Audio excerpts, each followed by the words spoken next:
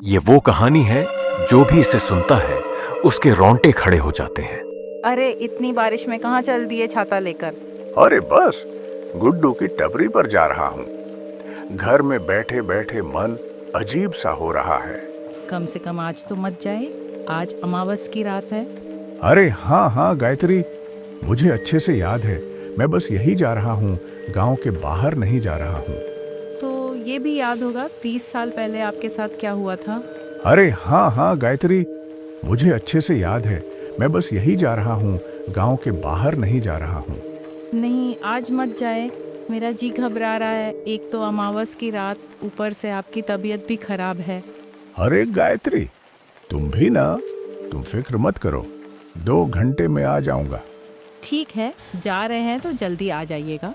हाँ, जल्द ही आ जाऊंगा। मोहनलाल काका चाय की टपरी पर जाने के लिए अंदर ही अंदर बेचैन हो रहे थे, लेकिन उनकी पत्नी को बिल्कुल भी पसंद नहीं था कि वो आज की रात कहीं बाहर जाएं। फिर भी रामू काका जैसे तैसे अपनी पत्नी को समझाकर चाय की टपरी की ओर निकल पड़े, जहां उनके कुछ साथी उनका इंतजार कर रहे थे। भले ही उम्र में वे उनसे छोटे थे, फिर भी मोहनलाल काका उन्हीं के साथ उठना बैठना पसंद करते थे। ये वही है जो काका का आने का काफी देर से इंतजार कर रहे हैं। अरे यार, काका कहाँ रह गए? उनके बिना तो आजकल अकेले बैठने में मजा ही नहीं आता।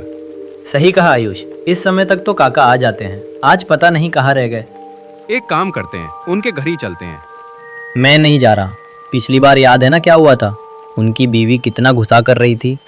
सही कहा भाई, लगता है आज काका के बिना ही बैठना पड़ेगा। तीनों मोहनलाल काका का इंतजार कर रहे थे। तभी कुछ देर बाद मोहनलाल काका आते हुए दिखाई दिए।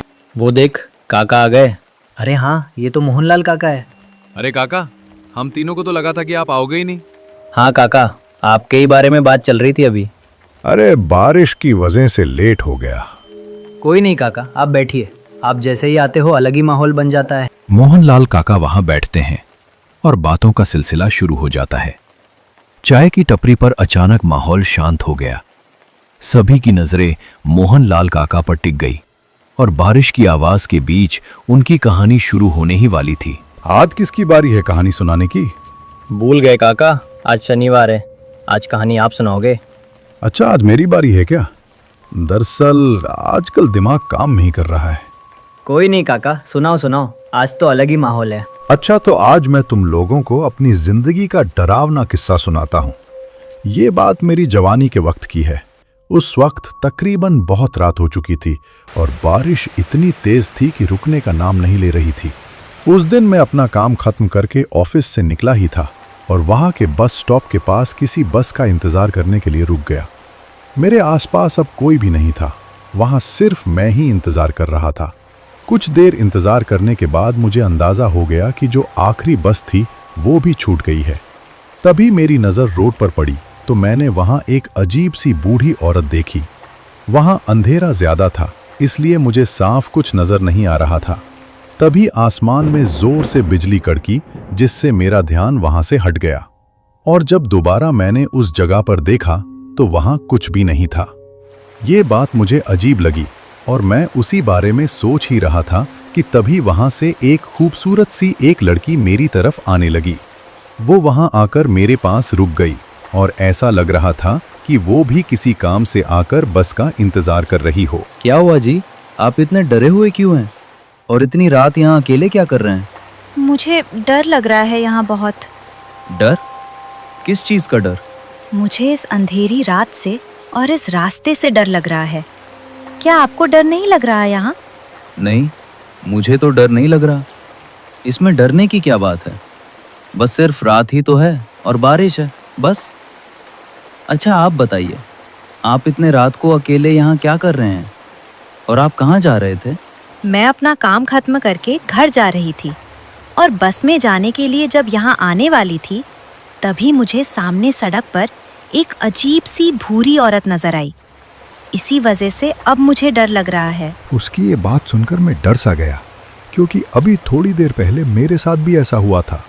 पहले मुझे लगा था कि शायद ये मेरा वहम हो गया, लेकिन वो मेरा वहम नहीं था। अच्छा, आपका घर कहाँ है? ये पास वाले गोरगांव गांव में है मेरा घर। अगर आप मेरे थोड़े से मदद कर लें और मेरे साथ वहाँ तक चले जाएं तो बहुत अच्छा होगा, क्योंकि बस तो जा चुकी है और मुझे अकेले जाने में डर लग रहा है। हाँ ठीक है, मेरे घर का रास्ता भी उसी गांव की तरफ है।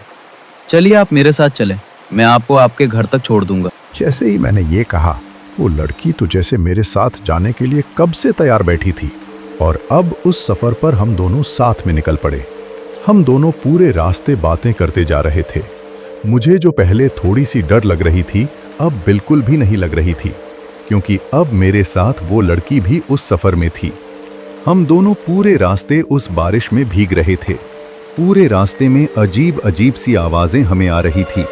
एक जगह तो हमें ऐसी आवाजें आने लगी जैसे कोई दूर खड़ा रो रहा हो। हम दोनों रास्ते पर चलते गए और वो रोने की आवाजें उतनी ही आती रही। फिर हम दोनों एक जगह पर रुक गए। अरे, आपने कोई आवाज सुनी क्या? जी, कैसी आवाज़ है?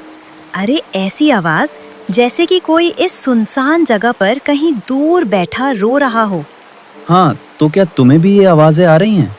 मैं तो समझा कि शायद सिर्फ मुझे ही ये आवाज़ें आ रही हैं, लेकिन छोड़ो, मुझे तो लगता है कि कहीं दूर कोई बिल्ली रो रही होगी बस, या फिर ये बारिश की आवाज़ें होंगी। आप डरे मत, यहाँ कुछ नहीं है। नहीं जी, ये कोई बिल्ली के रोने की आवाज नहीं थी, ये तो किसी इंसान के रोने की आवाज थी। मुझे तो बहुत डर लग रहा है। अरे अरे, डरने की तो कोई बात नहीं, आप बस मेरे साथ चलते जाएं, यहाँ कुछ नहीं है। आपको शायद पता नहीं है ना, इसलिए आप ऐसा कह रहे हैं। आज काली रात है ना, और सुना है कि इन काली रातों में यहाँ चलावे घूते हैं। अरे चलावा पलावा कुछ नहीं होता। क्या आप भी इन फजल बातों पर यकीन करती हैं? अजीब बात है।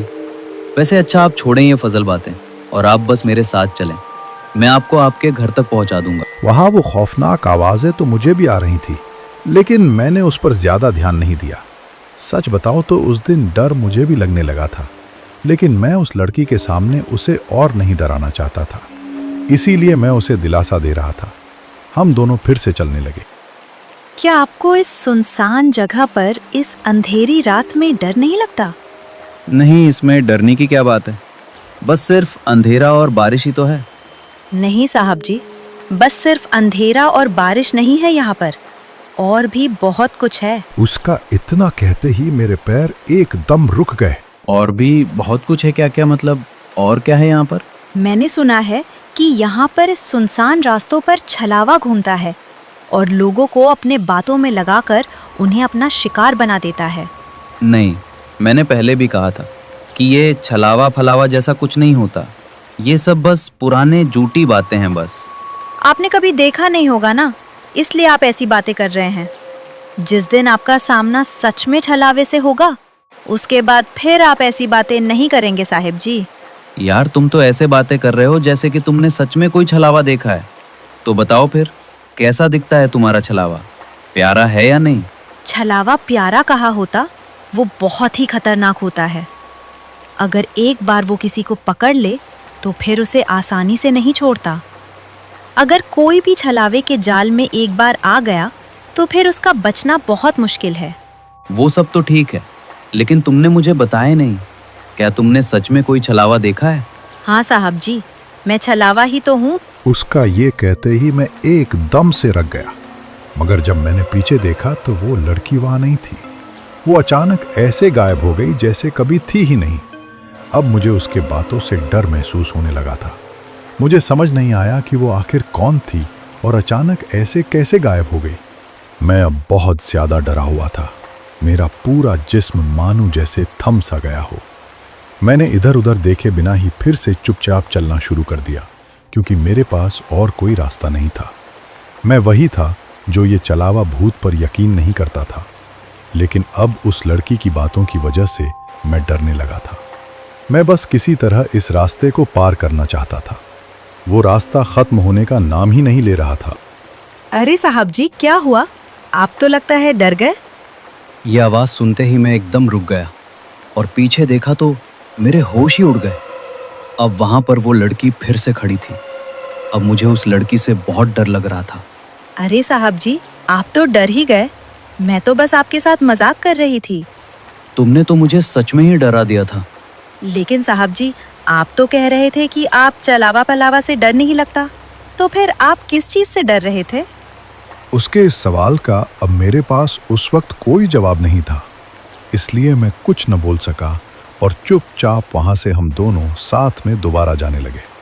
देखो लड़की, रात के वक्त इस तरह के मजाक ठीक नहीं होते। क्यों साहब जी, आप भी मेरे मजाक से डर गए थे ना? नहीं, मैं डरा नहीं था, बस थोड़ा सा परेशान हो गया था कि तुम कहाँ चले गए। अच्छा, तो मतलब कि अभी भी आपको लगता है कि छलावा वगैरह कुछ नहीं होता? अच्छा तुम अब बस ये बातें छोड़ो ना, कोई और बात करते हैं। अच्छा देखो, अब बस हम घर पहुंचने ही वाले हैं। नहीं साहब जी, घर तो अभी बहुत दूर है। लगता है कि तुम्हारा इस रास्ते से ज्यादा आना जाना रहता है, इसलिए तुम्हें रास्तों का पता है। क्या हर रोज इस रास्ते में अकेले जाने से तुम्हें डर नहीं लगता? क्योंकि यहाँ तो इस वक्त कोई भी नहीं जाता। नहीं साहब जी, मुझे डर क्यों लगेगा, क्योंकि मैं खुद एक छलावा हूँ। तुम भी वैसे अच्छा मजाक कर लेते हो। इस बार मैं कोई मजाक नहीं कर रही। उसका इतना कहते ही मैं दोबारा रुक गया और पीछे देखा तो अब पीछे वो लड़की दोबारा से गायब हो चुकी थी। ये देखकर अब मैं सच में बहुत घबराया था। देखो लड़की, रात बहुत हो चुकी है और हमें जल्दी गांव पहुंचना है, तो प्लीज ऐसा मजाक बार बार मत करो। मुझे वैसे भी ऐसे मजाक बिल्कुल भी पसंद नहीं। अब चलो, मजाक ना करो और जल्दी से बाहर आओ, अब हमें घर भी पहुंचना है। मैंने उसे बहुत आवाज दी, लेकिन वो बिल्कुल भी बाहर नहीं आई। देखो, अगर तुम 1 मिनट में बाहर नहीं आए तो मैं इस बार तुम्हें यहाँ अकेले छोड़कर चला जाऊंगा।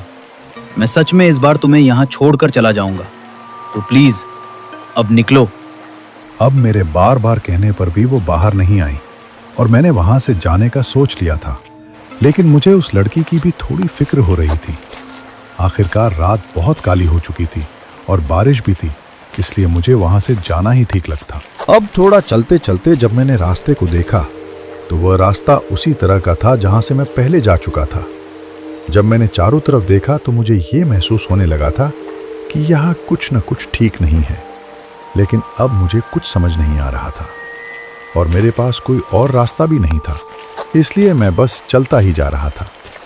तभी मुझे सामने कुछ दिखा, लेकिन दूसरे ही पल वो चीज गायब हो गई। ये देखकर मैंने अपनी रफ्तार और तेज कर दी।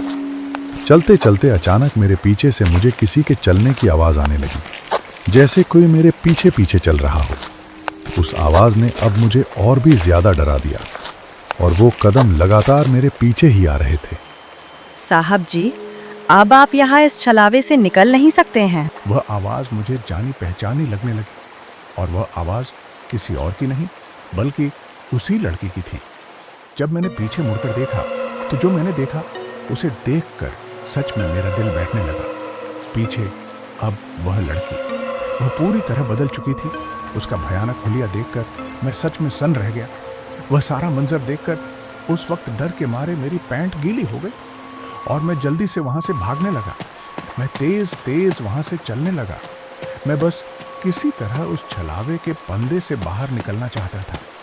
तभी मुझे सामने से एक रिक्शा आता दिखाई दिया। मैंने हाथ दिया और रिक्शा वाला रुक गया। वह गांव का ही एक शरीफ आदमी था। भाई साहब, जल्दी मुझे यहाँ से ले चलिए। पीछे देखिए, वो औरत मुझे मार देगी। कौन औरत साहब? यहाँ तो कोई नहीं है। अरे वो अभी तो खड़ी थी, वो कोई छलावा है। रिक्शा वाला मुझे जल्दी से बिठाकर गांव की तरफ ले जाने लगा। जब हम उस पुराने बस स्टॉप से दूर निकल गए तब मैंने लंबी सांस ली और काफी देर बाद हम रिक्शा से गांव के सीमा तक पहुंच गए। साहब, आप रास्ते में किस छलावे की बात कर रहे थे? क्या उस औरत ने हरा कलर की कुर्ती पहनी थी क्या? हाँ, लेकिन तुम्हें कैसे पता? साहब, वो छलावा कोई और नहीं, इसी गांव की रूही है। आज से ठीक 10 साल पहले इसी अमावस्या और बारिश वाली रात को उसके साथ बहुत बुरा हुआ था। रूही शहर से काम करके लौट रही थी, बस छूट गई थी तो वो पैदली गांव की तरफ आ रही थी। तभी गांव के कुछ दरिंदों ने उसे इसी रास्ते पर घेर लिया। वो बेचारी रहम की भीख मांगती रही, रोती रही और उन जालिमों को दया नहीं है। उन्होंने उसे मार कर पास के पुराने कुएं में फेंक दिया। वो तब से छलावा बनी। वो हर अकेले मर्द को रोकती है और उसे उसी कुएं तक ले जाने की कोशिश करती है जहां उसे फेंका गया। जो उसके साथ चला गया वो फिर कभी वापस नहीं। आपकी किस्मत अच्छी है साहब जो उस छलावे से बच गए। रिक्शा वाले की बात सुनकर मेरे रोंगटे खड़े हो गए। मुझे एहसास हुआ कि वो लड़की मुझे अपने घर नहीं, अपनी मौत की जगह ले जा रही थी। भाई साहब, ये पकड़िए पैसे, आपने आज मुझे बचा लिया। आपका बहुत बहुत शुक्रिया। मुझे उसकी सच्चाई जानकर अंदर से बहुत डर लग रहा था। मैं वहां से घर की ओर निकल पड़ा। काका, तो वो रूही अब भी वही है क्या? हाँ बेटा, वो आज भी बस टॉप पर खड़ी होकर किसी का इंतजार करती है और आज भी वैसी ही बारिश हो रही है जैसी उस रात हो रही थी।